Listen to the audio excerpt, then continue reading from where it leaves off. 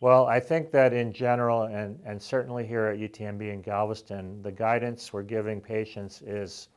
if you do develop symptoms, and I think even if they're just getting started and are fairly mild, the first step is to call your healthcare provider. Here in Galveston, there's a special hotline that you call, and there are trained healthcare professionals that know the right questions to ask you to determine what your risk is and whether you need to be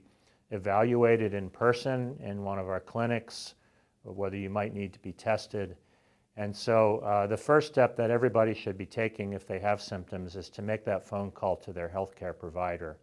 especially if they're in the high-risk groups. But even if they're not, as I discussed before, everybody needs to try to make sure that they find out if they are infected to avoid transmitting the virus through the community. And then generally, a lot of clinics are setting up systems where if a patient needs to be tested but not to be evaluated in the clinic, they can be seen outdoors at a drive-up facility or in a parking lot where a healthcare worker who's specially protected